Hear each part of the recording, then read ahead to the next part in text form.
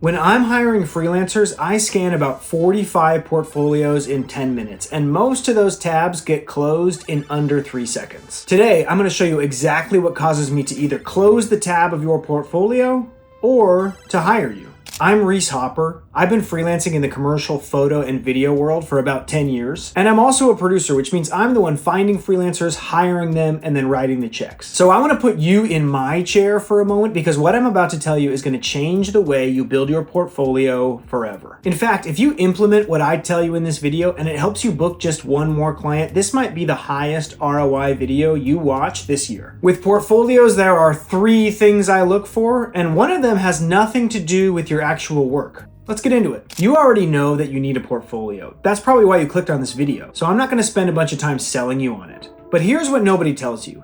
Your portfolio is already costing you jobs, but you don't even know that it happened. Think about it this way. If you wanted to walk in and go get a tattoo, you wouldn't just walk into any random shop, show up to somebody and say, hey, you're a tattoo artist, right? Just tattoo whatever you want on my body. No one would ever do that, right? When people hire a tattoo artist, they look at their work on Instagram, they check out their portfolio, they see what they've done before, they talk about what they've done that they like, then they come up with a plan together of what the tattoo is going to look like, they put the stencil on there, and then finally, when it's all looking good, they commit and they actually get the tattoo. But for some reason, as creatives and freelancers, we assume people will just say, oh, you're a photographer, you're a videographer, come over, shoot something for me, and I'm gonna love it. That's not how it works. People want to see your portfolio. They want to see proof that you've done it before so that they mitigate the risk when they hire you. That's really what a portfolio is all about. It's a risky thing to spend money on a creative person to work for you, but a portfolio helps mitigate that risk because it shows your potential clients what you've already done before. Sometimes I hear pushback from artists. They feel talented enough if they've done a job in one sector. Why can't a client just see that they're talented and that they could do a job in a different sector? That's not how it works. Talent isn't enough. You could be the most talented person in the world, but if people can't see that through your portfolio, they're not going to hire you. And here's the honest truth that is probably going to sting a little bit. Producers like me are rejecting creative freelancers every single day, and they don't even have any idea that it happens. There's no rejection email. There's no feedback on why I decided not to hire somebody. I just don't respond because I'm too busy. I need to hire people for the jobs that I have going right now. That's what this video is. This is me giving you feedback that no other producer would ever give you on your portfolio. So let's fix it. And the first thing we have to fix is the chicken and the egg problem. Because a lot of freelancers tell me, I'd love to build my portfolio, but I don't have any clients. So how can I build my portfolio without any clients? This is the lie I want to break for you right now. You need to build your own portfolio on your own time with your own dime. There's no other way around it. No one's going to hand you a finished portfolio. Because you've seen that meme before, right? Where it's like you need experience to get a job, but you can't get experience because you don't have a job. So then you don't have experience and you can't get the job, and it's just this endless cycle. And it's the same way with freelancing. Do I wait for the clients to give me the work for my portfolio?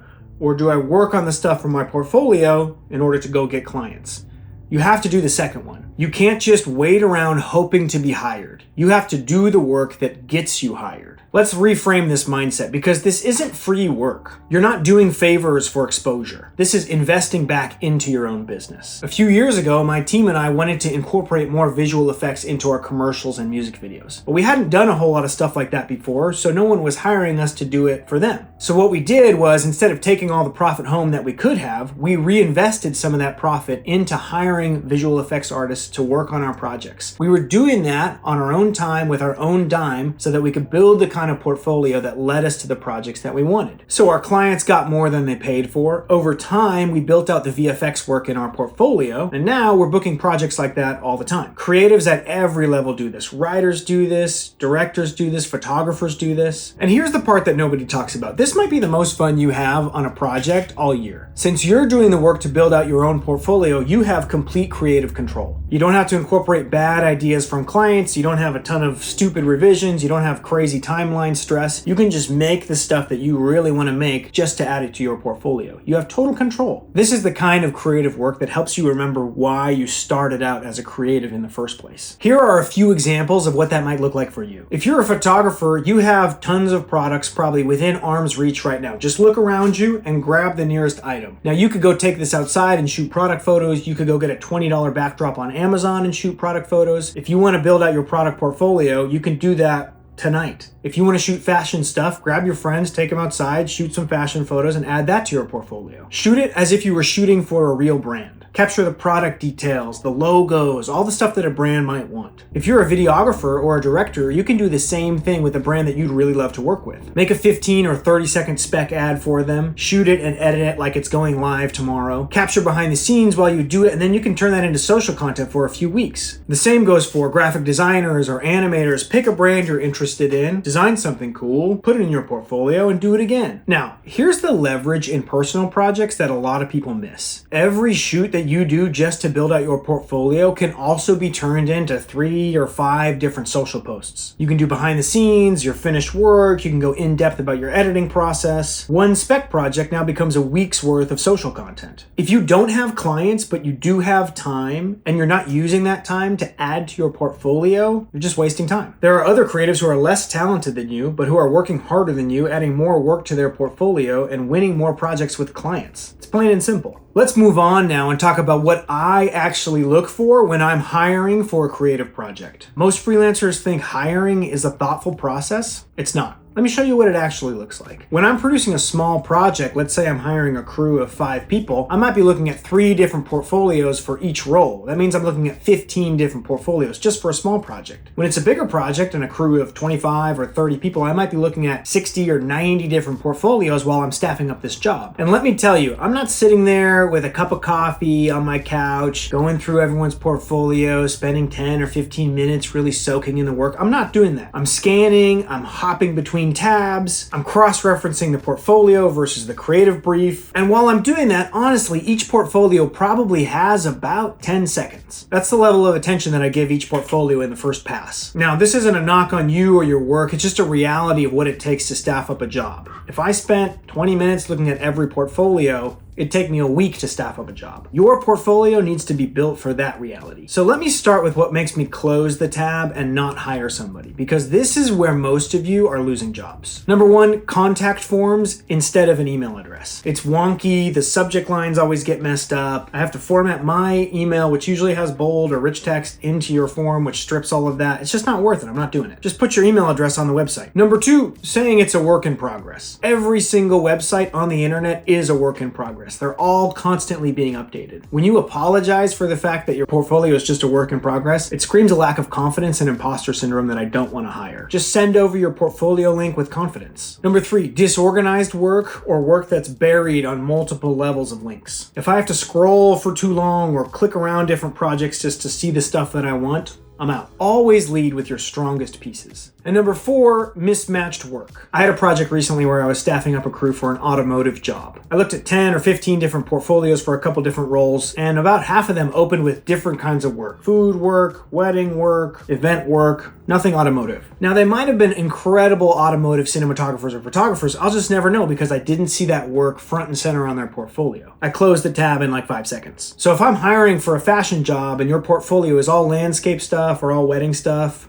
I'm out. I'm not going to hire you because I'm not going to take that risk. Now, this isn't to say you can't shoot multiple things, but each landing page needs to show me just one thing. Tailor your portfolio to lead with the projects that attract more projects that you want. Okay, so those are the things that get your portfolio tab closed. Now let's flip it. These are the things in your portfolio that actually get you hired. Number 1, really strong project thumbnails. This is the number 1 thing. Weirdly, it's bigger than the work itself. I can tell within the first 2 or 3 thumbnails whether or not you've worked on bigger commercial sets. I can tell because of the lighting, I can tell by the professionalism of the models, by the white balance, I can tell by the wardrobe and the location. All of these things are visible in thumbnails and they signal this is the kind of person who has experience that I need. To be totally honest with you, I often don't even look at the videos on a first pass. I just look at the thumbnails. That's how much they matter. If your work is great, but your thumbnails are bad, it might as well not even exist because producers aren't going to click on bad thumbnails. Number 2, an easy to find location. You need to tell me immediately what city you live and work in. Put it on the homepage, make it visible. I'm pulling together crews and casting talent based on geography all the time. If you don't tell me where you live, I'm gonna go and hire someone who does tell me where they live. Number 3, of course, you need to have an email address that I can copy and paste. Not a contact form, put your actual email address on your website. This is because when I'm reaching out to multiple freelancers at one time, I'm copying and pasting the same message to all of them with the project details, the dates, the rates. It's way easier for me to copy your email and put it in that workflow than it is for me to take that workflow, fit it within your form. Just make sure you put your email address on your site. Okay, so now you know what's going through my head when I'm staffing up jobs and hiring freelancers. So let's talk about how to actually lay out your portfolio so it survives that 10-second scan.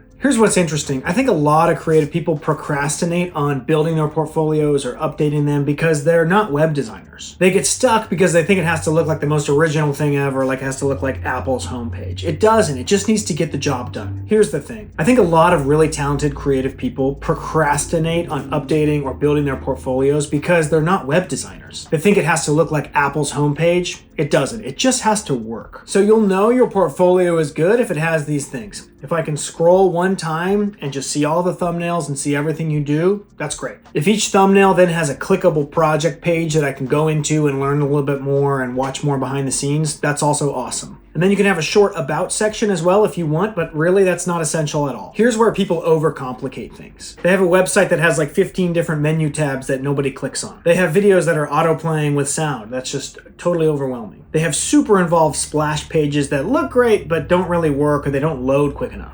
They have really long bio paragraphs about their process and their work. Nobody really cares about your bio when you're just starting out. They care about your work, so lead with the work. The good part is your portfolio doesn't even have to be a custom website. It could be an Instagram grid, it could be a custom PDF deck, it could be a Notion page, or you could build out a full website on Squarespace or something. What matters is that your work is easily visible all in one place and you can send that link to anyone in 2 seconds. Let's take a look at 2 portfolios that I think are doing all of this stuff really well, and then let's take a look at one that isn't doing it very well. First one, we'll go to this website. This is for Hudson Hopper. He's my cousin. As you can see, he's a Los Angeles commercial director and first assistant director. So just there, we see his name, we see a picture of him, we see where he is and what he does. That ticks most of the boxes already. Immediately then, when we scroll down, we see these super high quality thumbnails. They've got faces of celebrities that you can easily recognize, brands that you know. Within 10 seconds of being on this page, I feel confident this guy gets it. He's worked on big projects. I'm going to reach out and talk to him. Here's another great portfolio website from Jordan Romero. Jordan and I went back and forth on email about a year ago about how to tighten this one up, and now her website looks amazing. So just from the top, you can see her name. You can see she's a director and a DP. You scroll down, you see really high quality thumbnail images with GIFs as well too. Quality shots that show brands and products and brand logos. This is the stuff that makes a commercial producer drool. Then you pop over to Jordan's About page. You see she's a West Coast based filmmaker. She's got her contact info with just an email that I can copy and paste.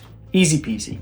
Now let's take a look at one that isn't doing a great job. This is an old version of my portfolio. This is what it used to look like. You can see here the thumbnails are not that great. So even though I've worked with big brands and big celebrities, the thumbnails are small, they're a little bit blurry, and they don't scream quality. So that's the first thing I would change about this. Of course, second, I don't really talk about what I do, what my role is, or where I'm based. So that would be something that I should put at the top of this page first thing. Then at the bottom, I have a contact button instead of an email address. This is all stuff that thankfully a while ago I changed. So stop waiting until your portfolio is perfect for you to share. It will never be perfect. Just take care of the basics, send the link, update it as you go. You'll be in a good spot. A portfolio is the price of admission. Without one, you don't get considered, you don't get hired, you don't build a creative career. You need to build your portfolio on your own time with your own dime. When a producer like me looks at it, we're only looking for about 10 seconds. We're scanning for who you are, what you do, where you're based, trying to find your email, and then we look at your projects just to see if they match up with the project we're making. The layout doesn't need to be fancy, it just needs to be clear. Here's the sad truth. Most creative freelancers will never build a portfolio. Not because they can't, but just because they keep waiting. They're waiting for a client to hire them first. They're waiting until they have better gear. They're waiting until they feel ready. And the sad truth is that that wait never ends. The freelancers who get hired, on the other hand, are the ones who stopped waiting and started creating. If you got any value out of this video, you're going to get a lot more value out of my free email list called Freelancers Only. It goes out every Tuesday at 2 p.m. with a short essay or story or framework from my career. This is the stuff I'm only sharing on this list. Over 2,000 other freelancers have already signed up for it. We're having a great time. The link is in the description. There are also a few other resources that might fit where you're at in your career. Thanks so much for watching. And just remember, stop waiting, start building the work. See you in the next video.